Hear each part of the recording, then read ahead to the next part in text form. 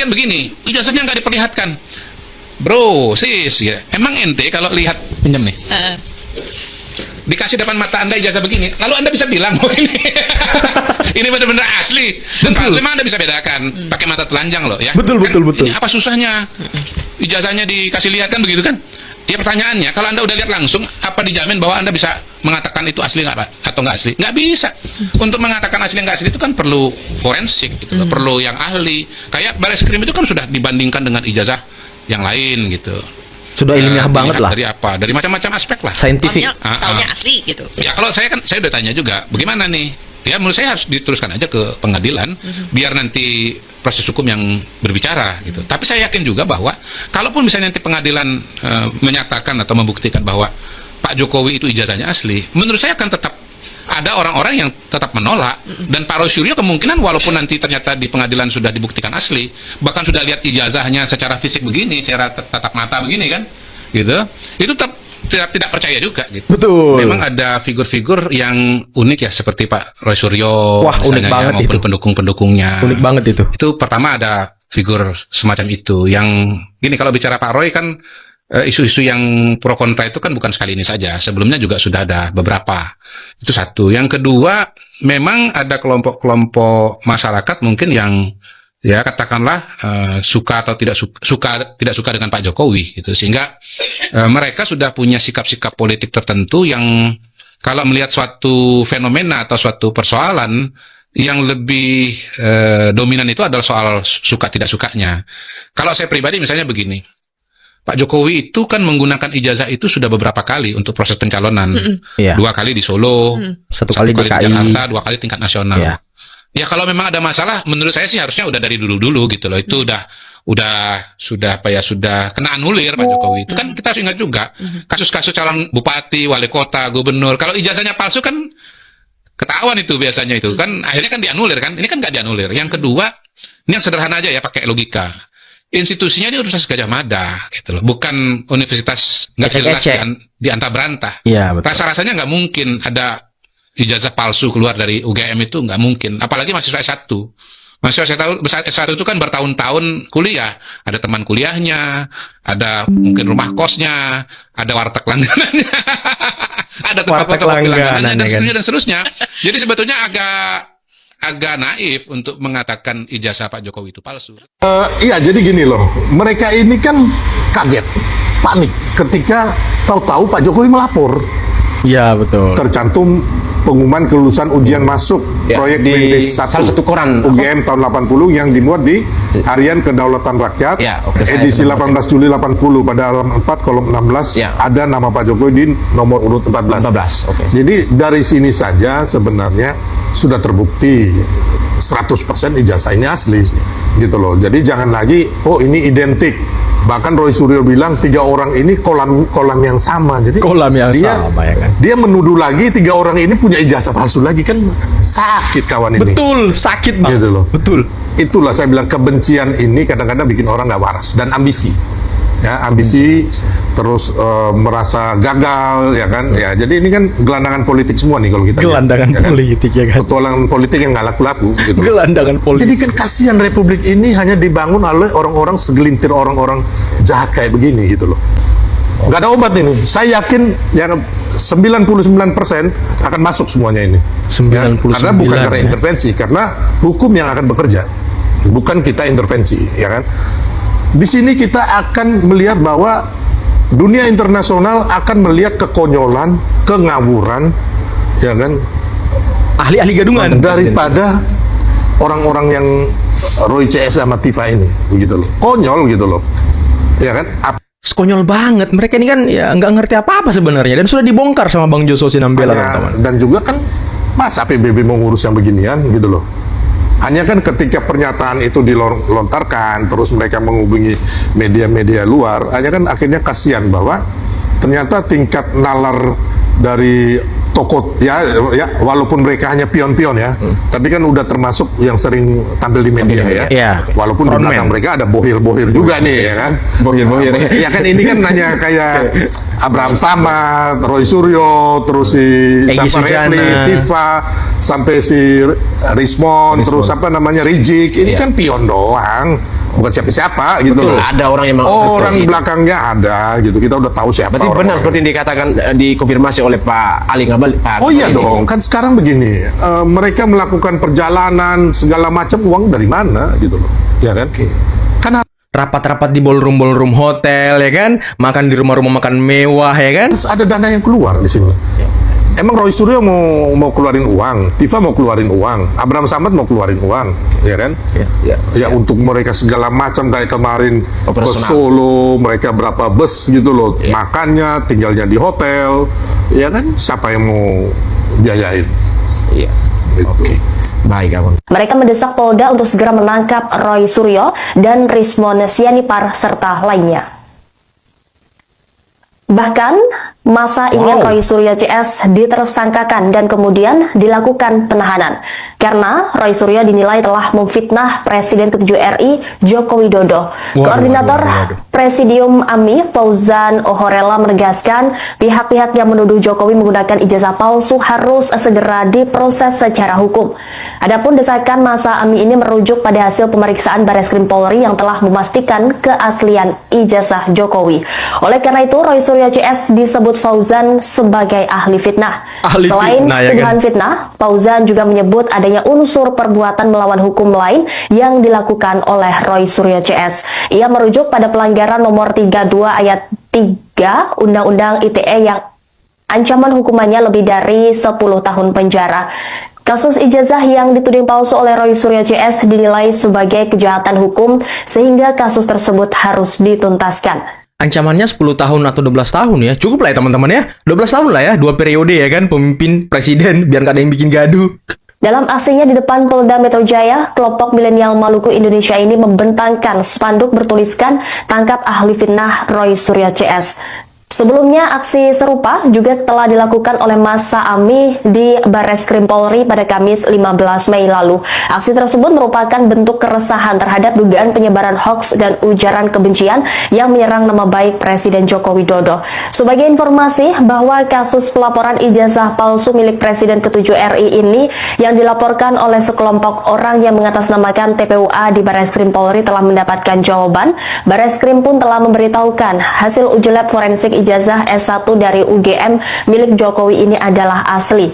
Mulai dari tipe-tipe jenis tinta yang ada pada ijazah tersebut hingga font yang ada di cetakan skripsi milik Joko Widodo. Dengan demikian, proses penyelidikan laporan dugaan ijazah palsu Jokowi resmi dihentikan Bareskrim Polri. Dirtipidum Bareskrim Polri Brigjen Juhandani Raharjopuro menjelaskan keputusan untuk menghentikan proses penyelidikan itu lantaran tidak ada unsur pidana. Ada satu lagi namanya Dr. Tifa, ya kan? Itu anizernya luar biasa. Padahal saya sendiri Anizer, juga ya kan? orang Nasdem yang memang mendukung Anies Baswedan, ya kan? Dia orang Anies sejati itu, Tifa itu. Lah, kan dari kata-katanya bisa dilihat. Anies itu dibutuhkan oleh dunia. Perang dunia ketiga itu membutuhkan Anies Baswedan. Anies itu harus levelnya jadi sekjen Sekjen. PBB misalnya. Memang dia nggak, misalnya sekarang, Allah belum memberikan kepada dia tugas sebagai presiden karena Anies ditunggu di dunia internasional. Oke, bukan ditunggu di penduduk DKI kembali. Enggak, Mas Anies Palestina tuh mendukung, membutuhkan Anda. Ancaman perang dunia ketiga itu membutuhkan Anda, gitu loh. Jadi itu kalau saya bahasa sasmitanya ya, Bahasa mencoba untuk sasmita. menerjemahkan apa maksud Allah tuh begitu. Misalnya, dia dijadikan utusan khusus Presiden Prabowo untuk Nggak usah harus pakai utusan khusus. Ngeri kali loh, dia bisa menerjemahkan apa yang diinginkan Allah loh. Ngeri kali orang ini. Ngibulnya luar biasa loh. Dunia internasional itu sangat mengakui ketokohan Pokoknya dari jangan menggunakan fasilitas negara Prabowo gitu ya. Ngapain?